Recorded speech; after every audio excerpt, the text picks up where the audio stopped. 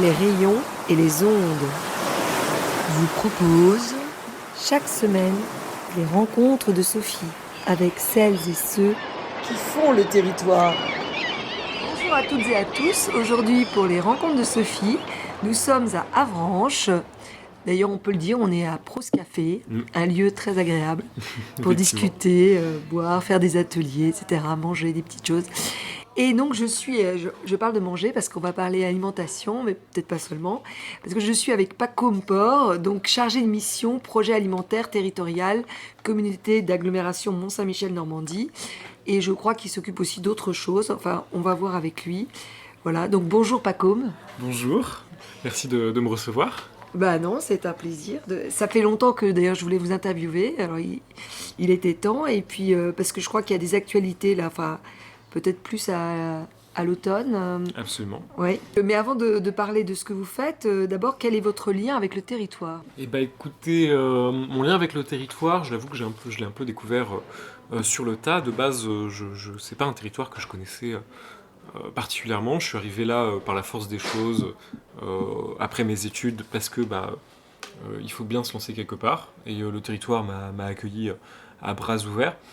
Vous veniez de d'où, si c'est pas indiscret? Moi, je viens de Blois, donc je suis blésois. Ah, Voilà, pas exactement le même endroit. J'ai fait mes études dans des grandes villes, Paris, Montpellier. Donc c'est vrai que c'était aussi un sacré pari, un sacré défi de venir se lancer dans un premier emploi sur un territoire rural comme ça. Mais en fait, j'ai vraiment beaucoup aimé cette découverte et ces premiers 2 ans que j'ai passé à travailler ici. c'était votre premier poste. C'est mon premier poste, effectivement, après mes études. Alors est-ce qu'on peut parler de vos études? Ouais, très bien, pas de souci. Alors, je suis ingénieur spécialisé en politique alimentaire durable. Donc, j'ai fait une école d'ingénieur à Paris, au sein de l'école Polytech Sorbonne, en spécialité agroalimentaire. Et le lien avec ce que je fais aujourd'hui, c'est que là-bas, je me suis pas du tout projeté dans la voie qui m'était tracée, c'est-à-dire la voie de l'industrie agroalimentaire. Ah oui, c'était plutôt ça, ouais. Absolument, ouais, les grands groupes, Coca-Cola, Président, ce genre de choses. C'est vraiment pas quelque chose qui me parlait. J'ai eu à ce moment-là des engagements associatifs assez forts sur des sujets environnementaux, donc écologie. Je suis passé par Youth for Climate Paris, à l'époque des grandes marches pour le climat, avant le Covid. On avait organisé ça avec les autres étudiants parisiens et c'était super. Et Est-ce que c'est pas chez Polytech Sorbonne qu'il y a eu justement des jeunes qui se sont un peu rebellés, non? alors Non. oui, mais c'est pas ceux dont on a vraiment entendu parler. Ceux qui ont fait Ah le oui. plus de bruit, c'était notamment à AgroParisTech, Ah oui, qui est AgroParisTech. la plus grande école C'est d'agro une autre école, française, ouais, ouais. école d'ingé agro. Et il y En en fait, a il y a eu eu d'autres. plusieurs écoles, ouais, oui, il y a Absolument, eu il y a eu plusieurs mouvements. Centrale Nantes, il y a eu Supélec, je crois. Et finalement, même si certains ont été beaucoup médiatisés, il y a eu beaucoup de défections, de bifurcations. Ah voilà, Comme c'est ça ça a qu'on appelait été, les ouais, bifurqueurs. à Donc mon- vous faites partie à de ces mon jeunes. époque. Ouais. Ouais, je pense que oui. Je pense que oui, même si c'est loin d'être une rupture par rapport à ce socle d'école d'ingénieur. Et j'en ai gardé le meilleur, ce qui me parlait le plus, et je l'utilise encore tous les jours dans mon travail.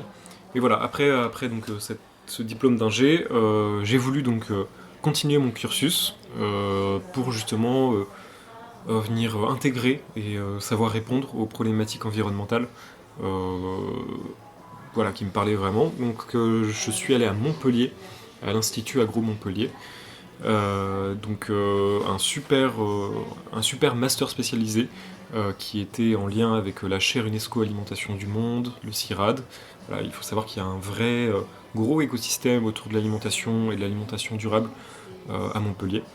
Et ça a été une année exceptionnelle où on a remis toutes les bases, on est reparti de zéro sur pourquoi on en est là, qu'est-ce qui s'est passé d'un point de vue environnemental, sur nos systèmes alimentaires, comment on en arrive à avoir un tel impact de l'agriculture en France, sur les paysages, sur le dérèglement climatique, tout en ayant une précarité alimentaire qui est qui est énorme et qui continue d'augmenter.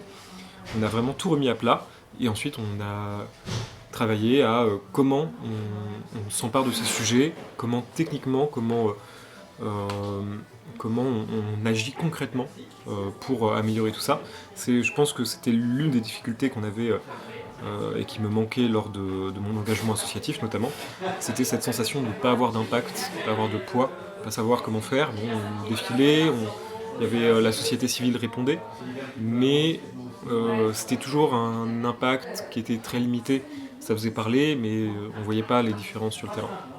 Là, pour le coup, cet engagement, ça m'a permis de très concrètement, aujourd'hui encore tous les jours, d'avoir un impact, de voir vraiment ce qui se passe, comment le territoire réagit à mes actions.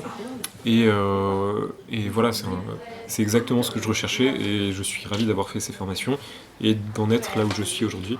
J'ai la chance de pouvoir, à 27 ans, me dire que je suis content et je me projette très bien dans ce que je suis aujourd'hui et j'ai envie de continuer là-dedans. Donc vous avez parlé d'environnement et d'alimentaire. Qu'est-ce qui vous a eu sur ces questions-là plus particulières ? Ouais. Déjà de l'environnement et plus particulièrement de l'alimentaire. Ouais, alors l'alimentaire est venu en premier. Ah oui. Parce que j'avais une grosse sensibilité à ce sujet-là. Mon père travaille dans une start-up qui fait des produits alimentaires. Et donc forcément, j'avais cette appétence-là qui m'a amené donc à faire ces études d'agronomie et d'agroalimentaire. Et en fait, si mon engagement et ma sensibilité pour le climat et les sujets environnementaux existaient déjà, c'est vraiment durant mon cursus agroalimentaire que je me suis vraiment sensibilisé. En découvrant certaines choses justement dans votre formation. Ouais. Donc vous êtes parti de l'alimentaire, oui, il y en a qui font le contraire, mais vous c'est de l'alimentaire qui vous a amené à l'environnement plus largement. Ouais. Effectivement, ouais. Et les deux se sont mêlés finalement assez naturellement durant mon cursus, à travers mes engagements associatifs, ce genre de choses. Et ouais, je pense que j'ai eu la chance de ne pas avoir deux sujets de prédilection qui sont antinomiques, ouais. Comme d'autres de mes amis. Ah oui, par exemple, oui. Bah voilà, j'ai des amis qui sont très sensibilisés à ces sujets-là, mais qui travaillent dans des grands groupes sur des sujets nucléaires, même moteurs, d'avions, ce genre de choses. Donc porter un engagement dans ces thématiques-là, c'est d'autant plus compliqué. Ils peuvent peut-être essayer justement de changer, mais c'est plus difficile. Ouais. C'est le grand débat, est-ce qu'on peut changer les entreprises de l'intérieur ? Ouais. Voilà, donc ça j'avoue que c'est un débat assez... je ne sais même pas s'il y a de bonnes réponses à apporter à ça. Ouais. J'ai interviewé au Pluie de Juillet des scientifiques en rébellion. Il y en avait une qui travaillait dans le spatial, mais elle a arrêté carrément, parce que pour elle c'était pas compatible. Effectivement, ouais. Une autre qui travaille plutôt dans la santé environnementale, donc elle c'était compatible, elle continue. Voilà. C'est vrai que ça dépend des sujets. Ouais. Absolument. Et pourquoi le territorial alors oui. En fait, sur les sujets d'alimentation durable, il y a un petit écosystème qui est très bien construit, qui continue à se développer, et il se répartit entre collectivités, entre bureaux d'études et entre associations. Et il y a cette triade qui travaille très bien ensemble, qui continue d'évoluer. Je pense que collectivité, parce que assez tôt j'avais cette envie de m'engager pour le public, pour les gens, dans un objectif, pas forcément dans un objectif capitalistique, même si toutes les entreprises portent pas jusqu'au bout cet engagement-là. Mais je me projetais bien dans cette idée de se mettre au service du public, de se mettre au service des gens et du territoire. Je pense que notamment pour une première expérience, je trouve ça très, très enrichissant, ne serait-ce que pour aussi en apprendre plus sur comment fonctionnent les collectivités, comment fonctionne le débat public, parce que c'est un sujet central en fait dans nos métiers, dans mon métier. Comment on met les gens autour de la table, comment on les amène à travailler ensemble et à construire des plans d'action, à construire un futur désirable pour notre territoire. Donc ouais, c'était cet engagement-là que j'avais envie de porter dans une collectivité territoriale. Ça me paraissait aussi un bon point de départ parce que les projets alimentaires territoriaux existent et que c'est une très bonne porte d'entrée pour ensuite continuer à développer ma carrière, mes appétences là-dessus. Donc ouais, c'est pour ça que j'ai choisi cette porte d'entrée-là. Alors c'était peut-être pas la facilité pour vous, pour votre premier poste, parce que vous êtes arrivé dans une très très grande communauté de communes, qui est même une communauté d'agglomération. Ouais. donc qui s'appelle Mont-Saint-Michel Normandie. Absolument. Et alors, en quoi consiste votre ou vos missions? Alors, vous avez parlé de programme alimentaire territorial. Projet alimentaire territorial. Donc, c'est le PAT. C'est Absolument. Ça on dit souvent les sigles, alors c'est bien d'expliquer. Absolument. Et alors, donc, qu'est-ce que c'est et quelles sont vos missions en général? Alors, le PAT, donc Projet alimentaire territorial, faut savoir que c'est un label. C'est un label du ministère de l'Agriculture qui existe depuis 2017 et qui en fait pose un cadre de qualité et d'accompagnement pour les politiques locales de l'alimentation. Donc voilà, aux alentours des années 2010, certaines collectivités ont commencé à s'emparer des thématiques alimentaires pour aller vers du mieux manger pour tous. Voilà, il y a certaines villes pionnières comme Montpellier, Rennes, Nantes, ce genre de villes, qui se sont vraiment lancées là-dedans. Et en 2017, le ministère de l'Agriculture a créé le cadre de l'émergence et de la consolidation de ces politiques alimentaires. Et ça a continué de se développer comme ça, notamment avec la loi Egalim et avec les considérations écologiques qui viennent se rajouter. Donc aujourd'hui, les projets alimentaires territoriaux, c'est des projets assez larges, qui viennent concrètement rassembler toutes les politiques en lien avec l'alimentation et l'agriculture sur le territoire et toutes les facettes qu'il y a sur ces sujets-là, donc c'est assez large. Pêle-mêle, je travaille donc avec beaucoup d'acteurs sur beaucoup de sujets différents. Le sujet principal, c'est la restauration collective, qui est donc une délégation communale et qu'on accompagne dans l'amélioration des approvisionnements, de la qualité, l'introduction de repas végétariens, etc. Je travaille sur les sujets de précarité alimentaire, voilà, avec les associations de lutte contre la précarité alimentaire, les CCAS. Je travaille avec les agriculteurs pour recréer des filières locales, pour essayer de trouver des solutions logistiques de livraison, ce genre de choses. Donc c'est très varié en fait, très varié. Les gens que vous rencontrez tous les jours dans votre travail. Absolument. C'est hyper varié, vous les mettez en relation, vous travaillez avec eux, ouais. Absolument. Ce matin, j'étais par exemple dans une école à Avranches pour venir faire un atelier du goût et parler... Ah oui, c'est la semaine du goût aujourd'hui. Effectivement. En ce moment, cette semaine. Ouais. Donc dans ce cadre-là, j'ai fait quelques ateliers voilà, pour sensibiliser à la nutrition santé, aux produits locaux, aux légumes, ce genre de choses. Donc c'est très très large. Je travaille vraiment avec un ensemble d'acteurs qui est assez énorme. Et en fait, mon rôle au quotidien, c'est d'être l'huile dans les rouages de ce monde-là. Le but, c'est vraiment d'aider à passer au changement. Je facilite le passage au changement des acteurs. Voilà, on a beaucoup, par exemple, de cantines qui aimeraient plus de produits locaux dans leur restauration collective, qui savent pas forcément comment faire, parce que pas forcément l'espace mental pour venir réfléchir à tout ça, pas forcément les contacts, qui contacter, comment faire les contrats, ce genre de choses. Donc vous êtes intermédiaire pour les guider. Je suis là pour faciliter, poser les bases, accompagner au cas par cas si besoin, et faire en sorte que dès qu'il y a une impulsion au changement, j'ai enlevé un maximum de barrières et en fait ça fluidifie largement toutes ces actions-là, toutes les volontés des différents acteurs. Et ça apporte ses fruits, notamment sur la restauration collective qui a été notre gros cheval de bataille.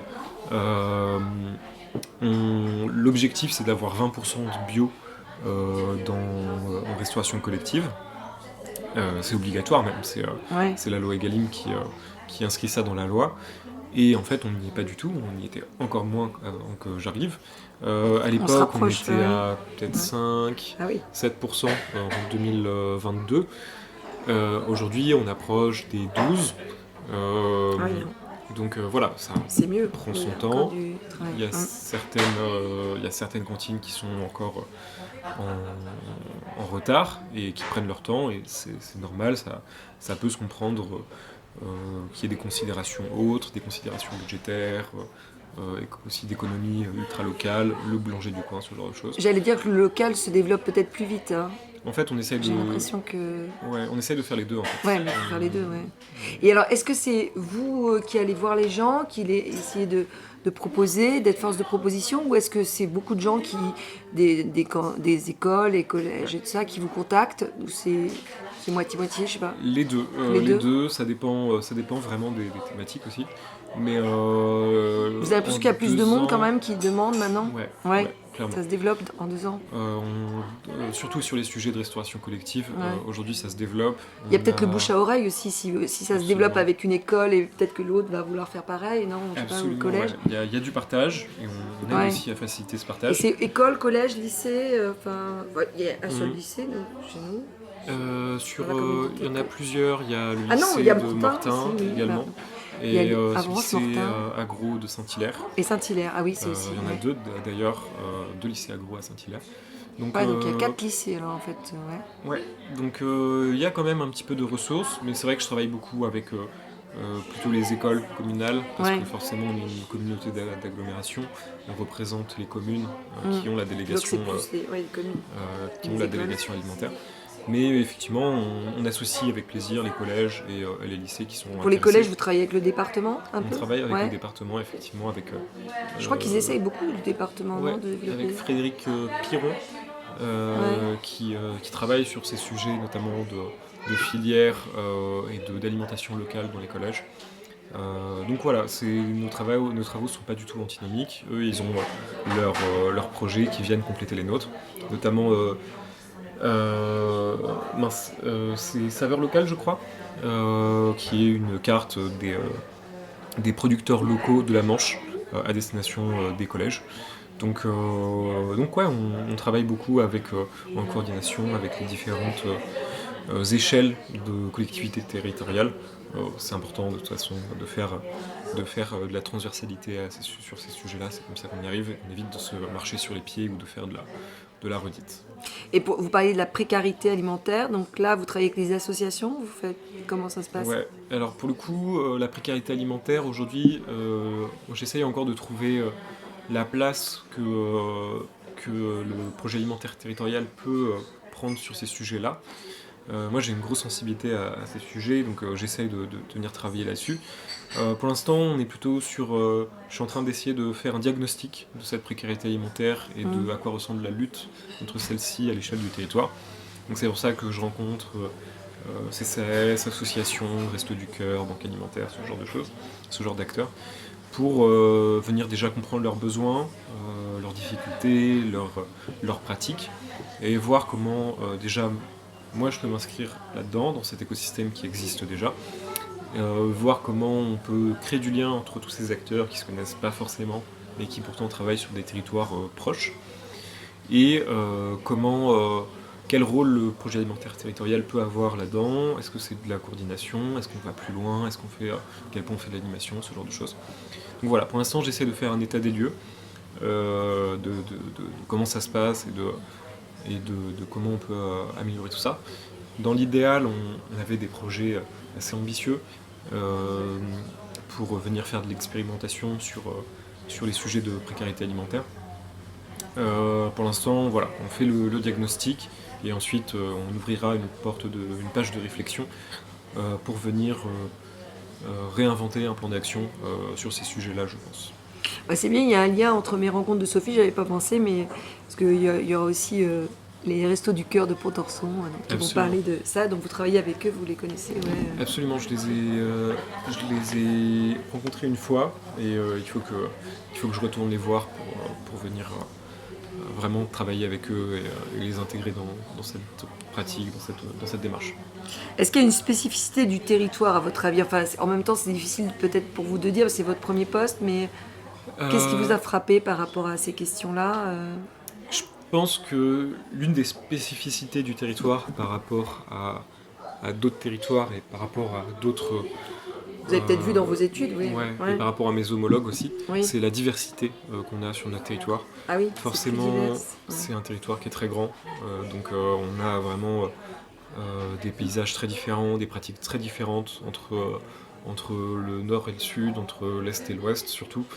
Donc Oui, on a il y a le vraiment- bord de mer et puis il y a les terres. Absolument, Voilà, ouais. c'est ça. C'est vrai que c'est différent là. On a toute la baie du Mont-Saint-Michel qui est assez particulière, qui a des paysages particuliers, avec des productions particulières et des problématiques qui lui sont propres.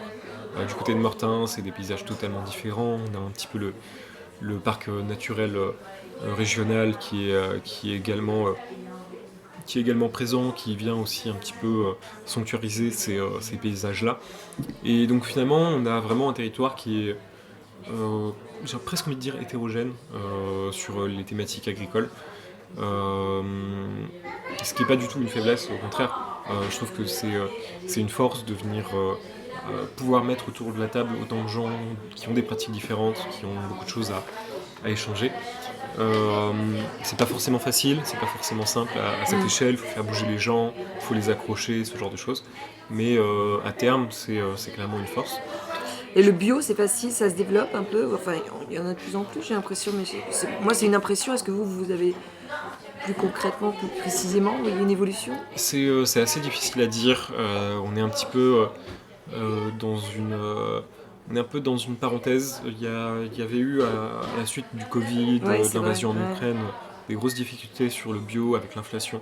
Donc il y avait pas mal de volumes qui avaient disparu, des terres aussi qui avaient disparu, qui s'étaient déconverties, Ouais. qui étaient repassées en conventionnel. Aujourd'hui, ça s'est stabilisé. Et même ça repart à la hausse. Ah oui. Mais pour l'instant, on est encore un petit peu dans un attentisme. Euh, je pense que pour le coup, on a passé cette parenthèse un petit peu où le bio avait été en difficulté. Alors, pas pour dire que tout va bien et que c'est bon, on peut s'en laver les mains, mais en tout cas, C'est mieux. c'est mieux. Mm. C'est mieux. On a des terres qui se reconvertissent en bio. On a des producteurs bio qui commencent à être bien identifiés et à recréer des filières locales sur le territoire. Donc je suis un peu plus rassuré. Après, j'ai toujours ce questionnement de à quel point j'ai une bonne vision de tout ça, parce que je travaille beaucoup avec les producteurs bio, parce que c'est des produits de qualité qu'il nous faut pousser en restauration collective. Mais voilà, il y a beaucoup de conventionnels sur notre territoire, notamment sur le bovin. Donc je ne sais pas à quel point je suis biaisé. On n'a pas refait d'études là-dessus depuis que je suis arrivé. Donc je pense qu'il y aura quand même, ça serait intéressant de refaire ça. Et alors justement, là, je disais tout à l'heure en introduction qu'il y avait peut-être de l'actualité, il y avait des choses, parce qu'il y a un grand festival qui existe depuis plusieurs années Ouais. et auquel vous participez chaque année, là, depuis que vous êtes là, vous en occupez. Absolument, ouais, le festival alimentaire, organisé par une association qui s'appelle Horizon Solidaire, qui vient proposer des projections de films et des organisations de ciné-débats sur les différents territoires en France et ailleurs. Donc avec une sélection de films chaque année. J'ai vu qu'il y en avait 9 cette année. Hein. Exactement, ouais. Et c'est très varié toujours. Hein. Toujours très varié, avec des problématiques, des thématiques plus sur le territoire national, ou des thématiques plus à l'international, tournées vers les pays du Sud notamment, du Sud global. Aujourd'hui, on est en train d'organiser ça. Ça sera probablement la dernière semaine de novembre, au théâtre d'Avranches. Et je pense qu'on va partir sur le film Manger pour vivre, qui vient parler justement de précarité alimentaire. Qui est un film qui justement fait écho à l'engagement que j'ai envie de porter sur ces thématiques-là. Ça vient parler d'autant plus d'un projet que je connais assez bien, qui est la Caisse alimentaire commune de Montpellier, qui est une expérimentation de sécurité sociale de l'alimentation sur un territoire. Donc voilà, c'est pour moi une thématique très intéressante et même un projet très intéressant, parce qu'aujourd'hui il y a 8 millions de personnes qui sont en situation de précarité alimentaire en France. On estime à peu près ça et ça continue d'augmenter. Et c'est des thématiques dont on n'entend pas tant parler que ça. Ça reste un petit peu à la marge, ça fait quand même presque 10% de la population. On parle de sécurité alimentaire, hein, comme la sécurité sociale. Et Ouais. c'est vrai que l'eau et l'alimentation, on se dit c'est un bien commun, c'est quelque chose, c'est un besoin même. Donc Ah bah ouais, effectivement. c'est étonnant oui, que ça soit qu'il y ait du financier, énormément de financier là-dedans, quoi. C'est un besoin primaire, c'est un Oui. besoin vital Oui, de vital. nos corps. Et aujourd'hui, c'est assez effarant de se dire que il y a autant de gens qui ne sont pas en capacité de venir subvenir à leurs besoins de par des problèmes financiers. Ça continue de se développer. Ce qui est assez flippant, c'est qu'aujourd'hui, on voit de plus en plus de travailleurs pauvres Alors qu'ils commencent- travaillent, oui, et qu'ils ne Ouais. peuvent pas se nourrir correctement. qui ouais. n'arrivent pas à se nourrir correctement, des mères célibataires avec enfants qui se privent pour que les enfants mangent, mais pas elles. Et aujourd'hui, c'est de plus en plus. C'est des choses qui deviennent tristement banales. Et c'est ça qui est le pire. Les étudiants également, la situation des étudiants s'est beaucoup dégradée. Donc il y a besoin de venir repenser ce système, de venir travailler sur ces sujets. Parce que à terme, à moyen terme, ça va continuer à se développer. Il y avait eu cette proposition en 2022 qui avait été portée au présidentiel de 2022 de chèque alimentaire. On en avait beaucoup entendu parler, etc. Et finalement, ça ne s'était pas fait parce que il est vrai que c'est très difficile à faire techniquement, mais il y a quand même besoin, il y a ce creux qu'on a besoin de remplir. Et c'est pour ça qu'il y a plein d'expérimentations en France qui se créent à différentes échelles pour venir essayer de trouver des modèles qui sont soutenables et qui correspondent aux besoins des populations et des personnes en précarité. Et je trouve que ce qui est très intéressant, c'est que c'est un monde où il y a beaucoup de choses à imaginer. C'est un débat une super source de débat parce qu'on mange tous, on a tous des choses à dire sur notre alimentation. Donc c'est aussi un super moyen de refaire de la démocratie locale. C'est un moyen de partage aussi, parce que C'est un moyen de partage, souvent ouais. en France on aime bien parler bouffe et recettes de cuisine, etc. Effectivement. C'est un moyen de partage aussi entre les cultures. De culture, oui, aussi. Parce qu'il y a beaucoup de personnes des demandeurs d'asile ou des personnes issues de l'immigration qui sont en précarité alimentaire, qui se retrouvent dans ces collectifs pour parler d'alimentation, pour partager les us et les coutumes de chacun. Et ça fait des collectifs qui sont magnifiques, avec vraiment du partage de recettes, de discussions. C'est des vrais nouveaux espaces sociaux qui s'ouvrent et qui sont magnifiques. Donc je trouve qu'il y a des choses à rêver, il y a des choses à inventer là-dessus. Et c'est pour ça qu'on va projeter ce film. Alors on ne sait pas la date exactement parce que ça dépend de la disponibilité du théâtre, hein, c'est Ouais. ça. Mais ça sera fin novembre, ouais. Ouais, dernière semaine de novembre. Et, Est-ce qu'il y aura des invités ou est-ce que c'est vous qui intervenez ou, on va comment faire ça se un passe petit débat. On va essayer d'avoir des intervenants. Pour l'instant, je ne vais pas me prononcer sur qui ce sera parce qu'on n'est pas sûr de avez s'ils des pistes, pourront mais être vous là pouvez pas nous en dire. fonction de la date. Vous nous direz dès que vous saurez. Voilà, absolument. Ouais. Peut-être des gens locaux, peut-être des gens de Montpellier aussi. On verra. Ah oui. On comme verra vous avez qui des sera contacts, disponible. ouais. On verra qui sera disponible à la date qu'on aura choisie. Alors je peux annoncer, puisque aussi qu'à Granville, c'est une association, je crois que c'est Manche Nature, qui organise le festival alimentaire aussi, parce que c'est de mi-octobre à fin novembre. Hein, Absolument. Et donc eux, c'est le 11 novembre, j'ai noté, c'est souvent d'ailleurs le 11 novembre. Et eux, ils passent un autre film, comme ça c'est bien, c'est pas en concurrence. Et ils passent leur chant du cœur sur les agriculteurs, les agricultrices. Ouais. Très bien. Ouais, effectivement, il avait l'air assez pertinent. Et donc sinon, des projets...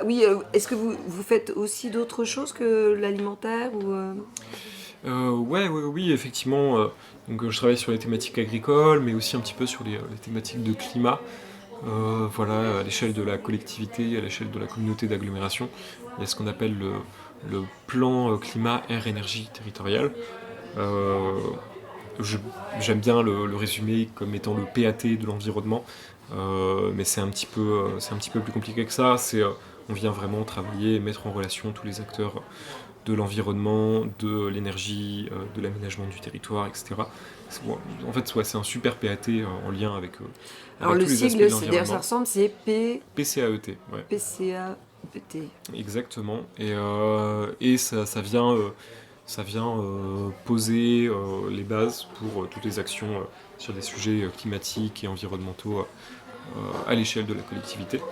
Donc ouais, c'est un plan qui est obligatoire. Toutes les collectivités en ont un, ou doivent en avoir un. Donc voilà, le nôtre est en train d'être validé.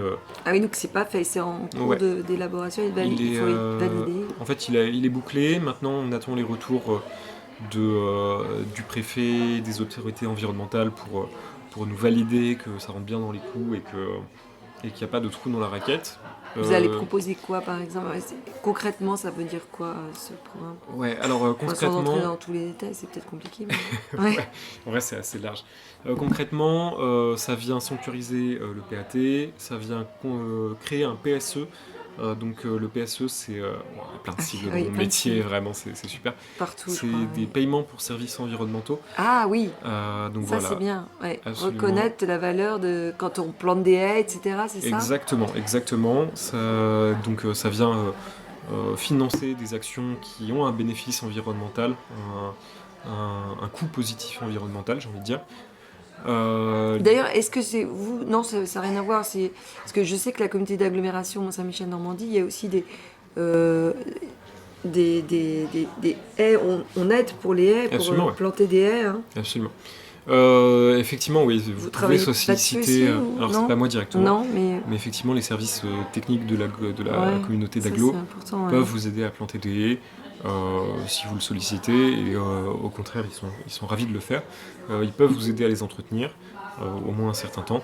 Il y a vraiment ce besoin et de venir recréer ce bocage qui a été malmené avec le remembrement et qui continue à être malmené aujourd'hui. Parce que ça a un impact très positif sur les sols, sur la préservation de la ressource en eau, de la biodiversité. Donc ouais, c'est un sujet assez important. Il y a tout ce qui est filière bois-énergie également. Donc voilà, recréer des filières locales pour nos chaufferies collectives, pour nos chauffages. Aujourd'hui, on importe du bois qui vient de loin, en France souvent, mais aussi de l'étranger. Et c'est bête parce qu'on a tout ce qu'il faut sur le territoire. Alors nous, on n'a pas beaucoup de forêt chez nous. On n'a pas beaucoup de forêt, mais mais on a du bois, les haies, on peut utiliser, absolument. mais peut-être pas trop. Alors que... Donc, Où est-ce qu'on trouve du bois? Oui, on peut trouver quand même beaucoup de bois chez on nous. peut trouver du bois, effectivement. Alors, je ne suis pas un expert là-dessus, c'est plus mon collègue qui s'occupe vraiment de ces sujets-là. Mais effectivement, les haies qui sont arrachées, il y en a certaines qui sont quand même utilisées en chauffage. Il y a des forêts, quelques petites forêts qui sont gérées durablement, etc. Mais voilà, il y a ce besoin de recréer des filières locales face aux thématiques et aux besoins de venir recréer du local là-dessus. Moins de transport, déjà. Ouais. C'est vrai. Il y a des thématiques air aussi, mobilité, développer la mobilité vélo, ce genre de choses. Il y a aussi un truc qui a été fait sur Mortain, dans le Mortanais. Ouais, Réseau Pouce. Réseau Pouce. Absolument.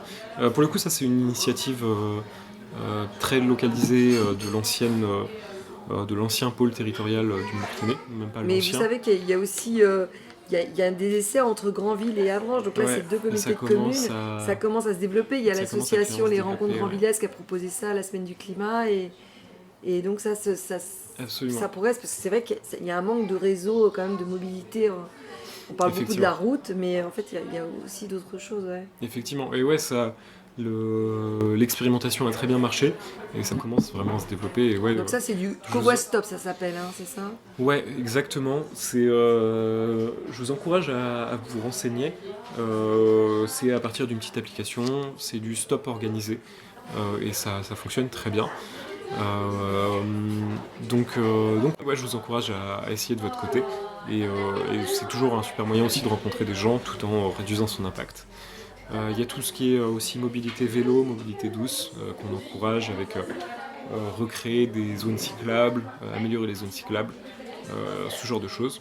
Donc voilà, c'est très très large et il y en a encore plein, hein, j'en passe. Donc des projets, il y en a.